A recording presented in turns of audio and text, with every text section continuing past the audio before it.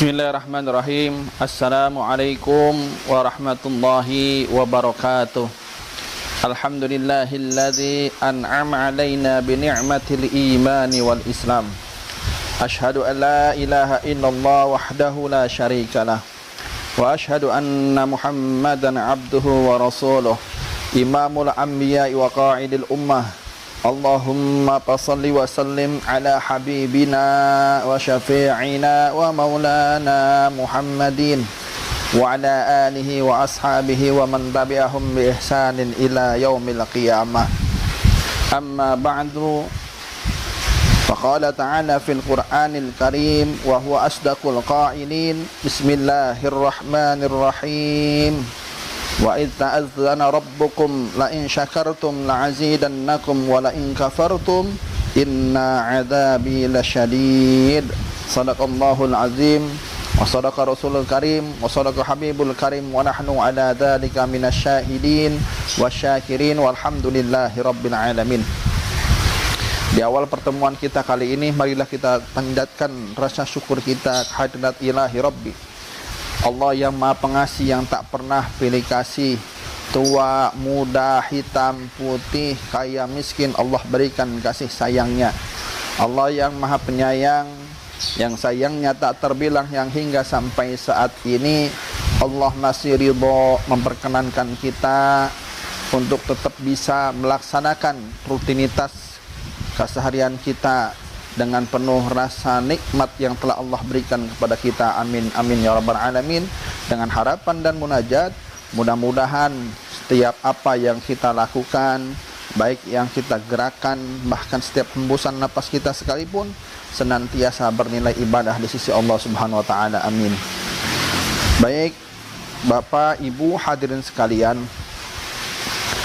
dakwah online ini saya buat semata-mata hanya untuk sebagai media informasi pengetahuan tentang seputar hadis-hadis Nabi Muhammad SAW, dengan harapan dan munajat mudah-mudahan channel ini mengandung manfaat khususnya untuk diri al-fakir, umumnya untuk Bapak Ibu hadirin yang berkenan menonton channel YouTube ini. Mudah-mudahan memberikan manfaat dan kita mampu mengaplikasikan di dalam kehidupan kita sehari-hari, tak lain dan tak luput hanya sebagai bentuk rasa taat kita, cinta kita terhadap sunnah Nabi Muhammad SAW. Bapak Ibu hadirin sekalian, di dalam kesempatan ini saya ingin menyampaikan salah satu hadis yang mana seringkali kita beranggapan bahwasanya Allah Subhanahu wa taala itu baik jikalau Allah memberikan kita harta yang banyak, memberikan kemewahan dunia kepada kita. Seringkali kita beranggapan Allah itu baik. Akan tetapi padahal ternyata ada kebaikan-kebaikan yang Allah berikan kepada manusia, yang apabila manusia mendapatkan kebaikan ini, niscaya manusia tersebut akan mendapatkan kebaikan di dunia dan di akhirat.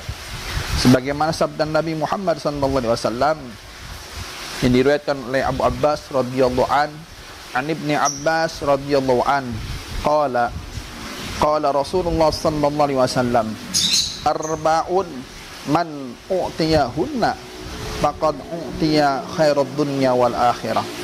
Kata Nabi, ada 4 kebaikan yang Allah berikan kepada manusia, yang apabila manusia mendapatkan 4 kebaikan tersebut, niscaya pada hakikatnya ia akan mendapatkan kebaikan di dunia maupun di akhirat. 4 kebaikan apa sajakah itu? Yang pertama kata Nabi, qalbun syakirun, yaitu pribadi yang memiliki hati yang pandai bersyukur, hati yang senantiasa mampu bersyukur di dalam menerima nikmat yang telah Allah berikan kepadanya. Dan menurut Al-Imam Al-Ghazali menjelaskan tentang arti hati yang pandai bersyukur adalah hati yang senantiasa mampu menerima segala bentuk pemberian dari Allah Subhanahu wa taala dengan penuh rasa kegembiraan. Oleh karena itu, salah satu bentuk rasa syukur yang paling mudah yaitu ketika kita diberikan kenikmatan oleh Allah Subhanahu wa taala, kita mampu mengucapkan kalimat alhamdulillahirabbil alamin sebagai ungkapan rasa syukur kita kepada Allah Subhanahu wa taala atas nikmat yang telah diberikannya kepada kita. Jadi di dalam hidup ini, seputaran kehidupan kita sehari-hari tak terlepas dari rangkaian nikmat yang Allah berikan kepada kita. Setiap detik, setiap menit, setiap jam, Allah senantiasa selalu memberikan nikmat kepada kita. Mulai dari kita hendak tidur, kemudian kita ingin bangun tidur, Allah senantiasa memberikan berbagai macam nikmat kepada kita. Oleh karena itu, dikala kita hendak bangun tidur, senantiasa kita mengucapkan rasa syukur kita dengan mengucapkan alhamdulillah, sebagaimana didoakan di dalam doanya, alhamdulillahilladzi ahyana ba'da ma amatana wa ilaihin nusyur. Ketika kita merasa lapar, kemudian Allah memberikan nikmat dalam bentuk makanan sehingga kita hilang rasa laparnya, kita menjadi kenyang. Oleh karena itu dianjurkan untuk mengucapkan alhamdulillahirabbil alamin dalam rangkaian kalimat doa, alhamdulillahilladzi at'amana wa syaqana wa ja'alana minal muslimin. Dan ketika ada udara yang tersumbat di tenggorokan kita atau di sebagian pernapasan kita, Allah berikan nikmat dalam bentuk bersin. Bersin itu adalah suatu nikmat yang Allah berikan. Oleh karena itu kita dianjurkan dengan mengucapkan alhamdulillahirabbil alamin. Baik, Bapak Ibu hadirin sekalian, hal yang kedua yang dijelaskan di dalam hadis ini tentang kebaikan yang Allah berikan kepada manusia, yaitu tentang walisanun zakirun, yaitu pribadi yang senantiasa memiliki lisan yang pandai berzikir kepada Allah. Dari mula hal yang paling kecil, hati dan lisannya senantiasa berzikir kepada Allah Subhanahu wa taala. Sebagaimana Allah tuangkan di dalam firman-Nya surah Al-Imran ayat 191, Bismillahirrahmanirrahim. Walladzina yadhkurunallaha qiyaman wa qu'udan wa 'ala junubihim. Al-ayah, yang artinya, dan dialah yang senantiasa mengingat Allah baik ketika ia dalam keadaan duduk, baik dalam keadaan berdiri maupun dalam keadaan terbaring.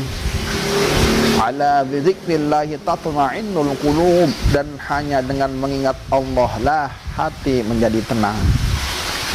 Bapak Ibu yang sama-sama dimuliakan oleh Allah Subhanahu wa taala.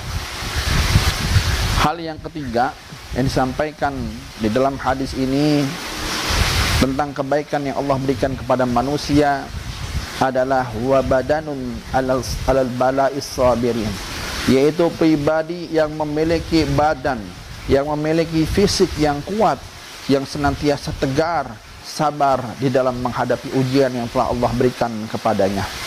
Karena bicara ujian dan cobaan itu pasti akan dialami oleh setiap manusia. Kebaikan itu adalah suatu ujian, kenikmatan itu adalah suatu ujian, keburukan dan yang lainnya pun adalah suatu ujian yang Allah berikan kepada kita. Lulus atau tidaknya tergantung bagaimana diri kita menyikapi ataupun menghadapi ujian tersebut.